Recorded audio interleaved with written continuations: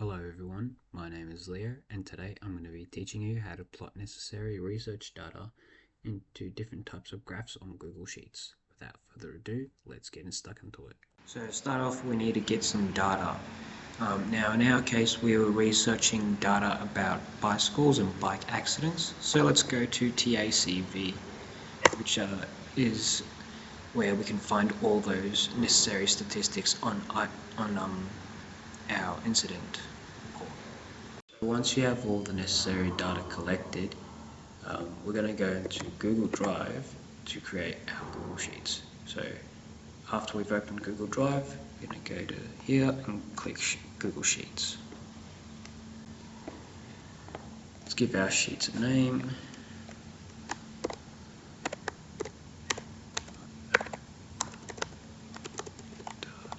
When gathering data and statistics, it's good to often spread yourself out across multiple sources, so that way you can get as much data as possible.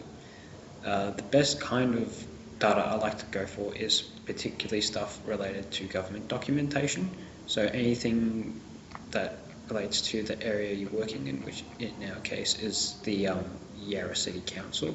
Anything related to the government like the ABS or even the actual council documents will best suffice to grab any source of information you need.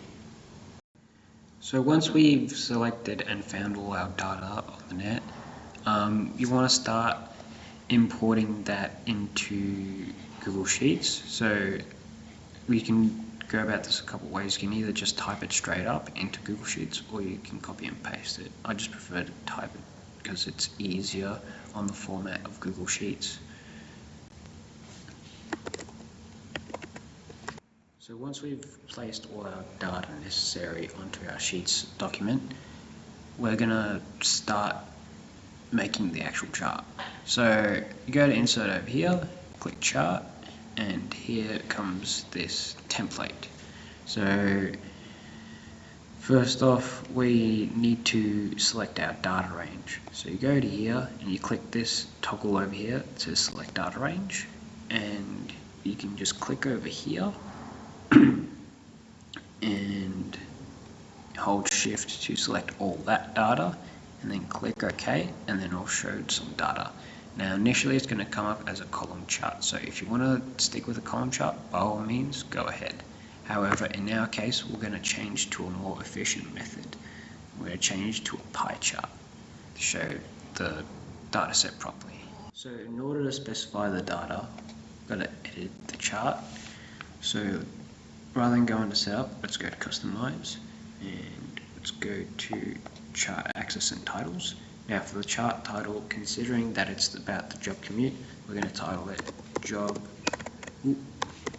commute in this is Melbourne, so we'll go Melbourne, and we're also going to give it a subtitle because the data set is ranged around employees aged between 15 and above.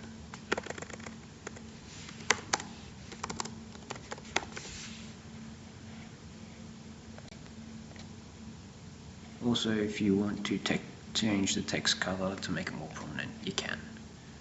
By doing that, just clicking on text color and selecting your color. With the legend, rather than going auto, I'd recommend placing it all at the bottom so it's nice and uniform. And if you'd like to highlight a certain piece of data, the best option to do is to go to distance from center and select the percentage, whatever you're comfortable with. Considering 50 is a little too much, let's go 25. Yeah, that's better. And another thing you can do also is change the actual opacity or color tone. So we're going to also do that too to highlight it. So we're going to probably leave this one and change the rest, so that way this one's highlighted. I'll show you in a sec.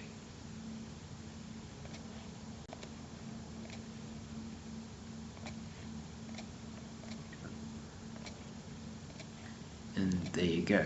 So now you can see that in this chart, the main focus of the entire chart, the main area that we're focusing on, are those who are commuting to work each day via bike. Now that we've focused on the pie chart type, let's focus on a different type of charting system.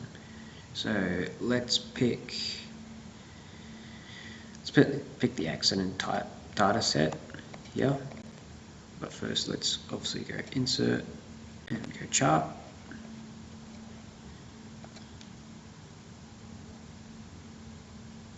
Yeah, you know what, for this one we're going to stick to the column chart, and as earlier instructed, go to the accident type data set. Make sure you hold in shift, and we're going to delete that because we only just want the one data range, otherwise it's going to be all messy. Click OK, and currently the layout of each accident type is not good because you can't read any of it, so let's fix that real quick. To fix this properly, we have to go to setup, scroll down, and you want to tick this switch arrows dash columns. Click on that and it gets rid of the actual legend itself. So now we're going to go back to customize, go to legend again, and you'll see it says none. So click on here and you can rotate it wherever you'd like, whether it be the top, bottom, or to left or right. I think for this case it'd best off to be left at the bottom, so you can see that's very clear. We also need to give this a title as well, so accident types bike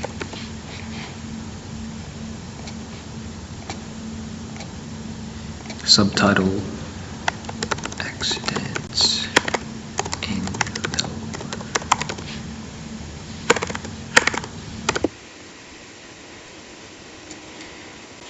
And that pretty much sets up this chart.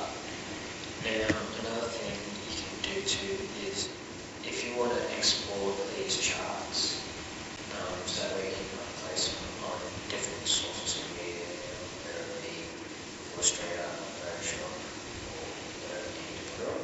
So click here, and you can download the chart. Now you can download the chart to whatever files are in it, whether it be PNG, PDF, or SVG. In our case, PNG is going to be the most beneficial because these current charts will actually fit in the video. Let's do that. If you are going to download these charts as a PNG, I'd suggest first you come back to the customized setup, click on chart style, and you want to change the background color to none, so that way it's transparent, and then you will be successfully able to download the chart as a PNG. Otherwise it will come up with a white background. Thank you for watching and have a nice day.